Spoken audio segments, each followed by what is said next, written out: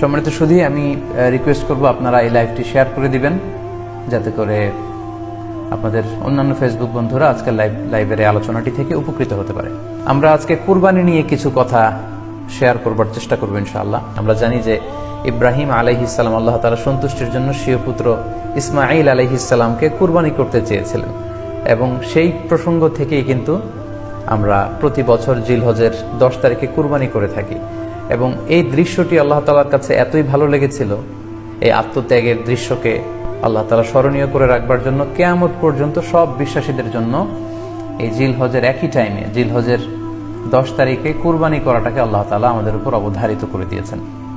এই বিষয়টি সূরাতুস সাফফাতের 105 নম্বর আয়াতে আল্লাহ তাআলা এভাবে ইরশাদ করছেন, ফালাম্মা বালাগা মাআহু সা'য়া ক্বালা ইয়া বুনাইয়া ইন্নী আরা ফিল মানামি আন্নী আযবাহুক ফানজুর মাযা তারা। অর্থাৎ ইসমাঈল আলাইহিস সালাম যখন একটু বড় হলেন, বাবার সাথে হাঁটতে পারেন, দৌড়াদৌড়ি করতে পারেন, ঠিক তখন ইব্রাহিম আলাইহিস সালাম স্বপ্নে দেখলেন যে তিনি ইসমাঈল আলাইহিস সালামকে কুরবানি করছেন, এবং স্বপ্ন দেখেই তিনি সরাসরি ছেলের সাথে কনসালটেশনে গেলেন, পরামর্শ করলেন যে বাবা, আমি তো স্বপ্নে দেখেছি যে আমি তোমাকে কুরবানি করছি, ফানজুর মাযা তারা, what do you think about it, what's your opinion about it, তোমার মতামত কি সেটা তুমি আমাকে বলো। তখন সাইয়েদনা ইসমাঈল আলাইহিস সালাম অত্যন্ত সাহসিকতার সাথে বলিষ্ঠ একটি জবাব দিয়েছিলেন, সেটাও আল্লাহ তাআলা কোরআনে সরাসরি কোট করেছেন। তিনি বলেছিলেন, ক্বালা ইয়া আবাতি ফাআল মা তু'মার সাতাজিদুনি ইনশাআল্লাহু মিনাস সাবিরিন। অর্থাৎ, হে আমার সম্মানিত পিতা, আপনি যেমনটি স্বপ্নে দেখেছেন, আল্লাহ তাআলা আপনাকে যেমন আদেশ করেছে আপনি ঠিক তেমনটিই করুন, আপনি ভয় পাবেন না, ইনশাআল্লাহ আপনি আমাকে ধৈর্যশীলদের অন্তর্ভুক্ত পাবেন। একটু কি কল্পনা করা যায় যে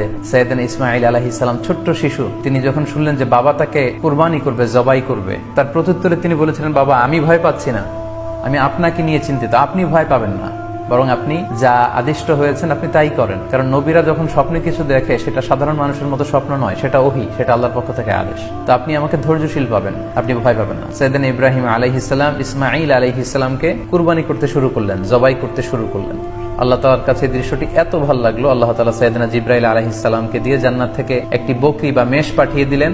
সাইয়েদনা ইসমাঈল আলাইহিস সালামকে ছুরির নিচ থেকে সরিয়ে ফেলা হলো, আর সেখানে ইসমাঈল আলাইহিস সালামের পরিবর্তে একটি জান্নাত থেকে আনা বকরি বা ছাগলকে সেখানে কুরবানি করা হলো। আল্লাহ তাআলা বললেন, কদ সাদ্দাকতা রুইয়া, ইব্রাহিম, তুমি তো তোমার স্বপ্নকে সত্যায়ন করেছো, বাস্তবে রূপান্তরিত করেছো, তুমি তো এই কঠিন পরীক্ষায় সফলতার সাথে উত্তীর্ণ হয়েছো। সাইয়েদনা ইব্রাহিম আলাইহিস সালাম পরীক্ষায় উত্তীর্ণ হলেন, এবং বাপ বেটার এই দৃশ্যায়নটি আল্লাহ তাআলার কাছে এত ভালো লেগেছে, আরশের উপর থেকে আল্লাহ তাআলা এত পছন্দ করেছেন ওনাদের স্যাক্রিফাইসকে, কুরবানিকে, কিয়ামত পর্যন্ত আমরাও যাতে কুরবানি করি, আল্লাহ তাআলা আমাদের জন্য এটাকে অবধারিত করে দিয়েছেন। সম্মানিত শুধু এখানে আমাদের জন্য সবচেয়ে বড় যে শিক্ষণীয় বিষয়, সেটি হচ্ছে সাইয়েদনা ইব্রাহিম আলাইহিস সালামের ঔরসে যখন ইসমাঈল আলাইহিস সালাম আসে, তখন তাফসীর এসেছে ইব্রাহিম আলাইহিস সালামের বয়স ছিল 86 বছর। Could you imagine that? 86 বছর বয়সে যখন একটা সন্তান আল্লাহ তাআলা ওনাকে দান করলেন, আল্লাহ তাআলা বললেন যে সেই সন্তানকে তুমি জবাই করো। আমরা অনেক দম্পতির কথা জানি, তাদের সন্তান হয় না, 15 বছর, 20 বছর, 25 বছর পর অনেক সময়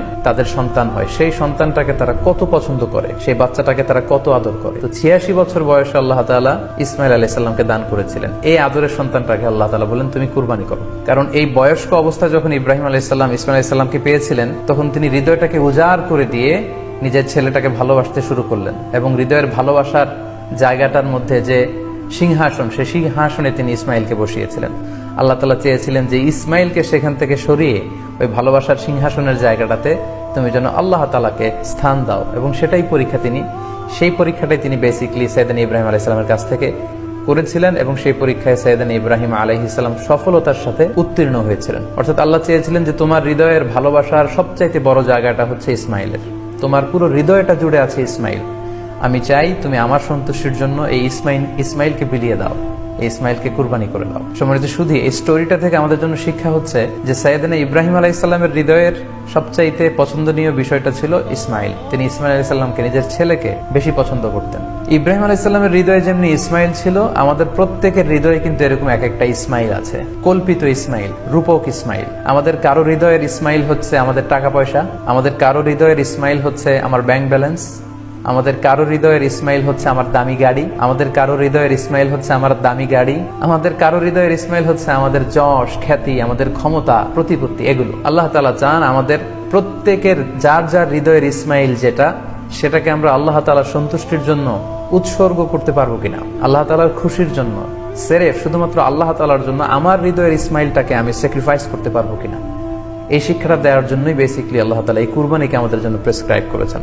আল্লাহ তাআলা চান যে আমাদের হৃদয়ের পুরো জায়গাটা জুড়ে যেন আল্লাহ তাআলার সন্তুষ্টি, আল্লাহ তাআলার ভালোবাসা, আল্লাহকে যে আমরা ফিল করি, আল্লাহকে যে আমরা ভয় পাই, সেই জায়গাটাতে যেন আমরা আল্লাহ তাআলাকে রাখতে পারি। এটাই মূলত আল্লাহ তাআলা আমাদের কাছ থেকে চান, এবং আমাদের জীবনের সব কাজগুলোই হবে শুধুমাত্র কেবলমাত্র আল্লাহ তাআলার সন্তুষ্টির জন্য।